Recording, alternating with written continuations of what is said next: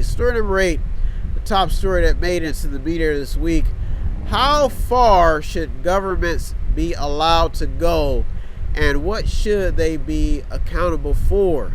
This is an interesting story that is at the top because of the fact that people are getting very there's a lot of people who are against and do not trust government.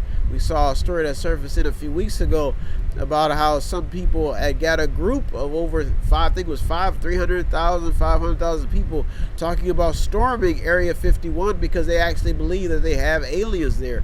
So there's two sides of the coins here.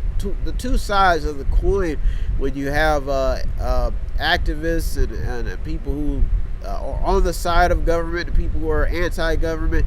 It is becoming a big stir. You can go online to see multiple videos of government conspiracies.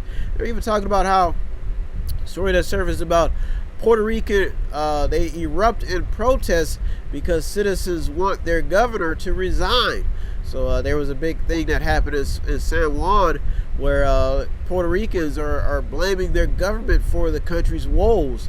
Very interesting how people quickly turn on government officials. Donald Trump blames supporters. He doesn't blame himself for the send her back chance against Ilhan Omar. So even when it comes to the U.S. government, some people blame this government or this administration for inciting violence against minority groups and basically stirring the pot. Another story that surfaced in: a retired New York firefighter becomes the 199th victim to die from 9/11 related illnesses. So they're even blaming the government for not compensating 9/11 victims or taking care of them because of the fact that the terrorist attack caused a lot of harm when the buildings collapsed. A lot of people breathe in all of that debris, and some of them have still not been compensated. Some of them have died, and it's very tragic how that turned out. So when you talk about this stance against government and what government should do and what they should be accountable for, especially when they're supposed to defend the land and an attack takes center stage, and when there's evidence that it could have been prevented. This is a very interesting, touchy topic. Illinois is using collection agencies. Their government is using collection agencies to badger drivers over unpaid traffic tickets. So when you look at local officials, state governments using collection agencies to get tickets, they're even talking. I think there was some story surface about speed cameras now, how they're able to get revenue off speed cameras.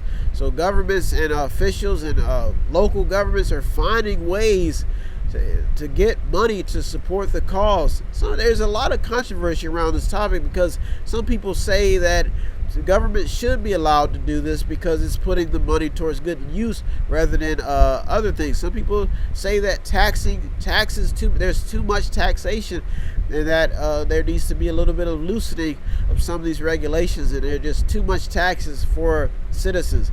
Very touchy topic. That's why story number 8 made it into the top story. Rand Paul blocks Senate approval of 9/11 victim compensation. So he blocked the Senate from approving 9/11 victims compensation, which is I think we've seen, I believe it was Jon Stewart, the talk show host, going to bat trying to get compensation for 9/11 victims. Teen loses both eyes after secretly, security forces fired on protesters. So he lost both eyes at protesting, and security forces fired on him. We saw this a few weeks ago where they were pouring tear gas at protesters, and they did this without warning. So when you talk about how local officials are able to maintain control of citizens and the public, these stories constantly make headlines. Federal government set to raise minimum wage to $15 an hour, but the catch is that some businesses, there was a Seattle-based business that is blaming high minimum wage for bankruptcies.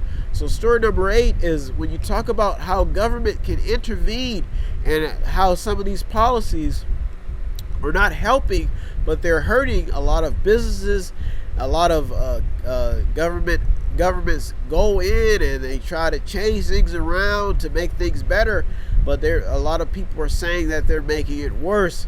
And when you have protesters, so story number 8 will probably stay in the top 8. It made it at the top because of the fact that we saw a top headline with the Trump administration and how he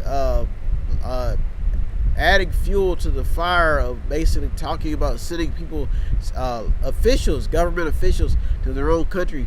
So you have to ask, the question is, how far can government go, and who checks their power if they can't check themselves? Should the citizens have a voice, not only to get these people impeached or when they sign petitions to get things on the ballot? Are citizens using their rights and on their ability to have a say in how government makes decisions? I want to thank you so much. Those are our top 8 stories, and as usual, I want to thank all the news outlets and journalists that keep us informed. You deserve all the credit. I am just the mediator. Those are our top 8 headlines in developing news stories. I am out of here. Have a good week, everybody. Thank you for tuning to the Mediator with me, Ryan West. If you need help, then dial your operator.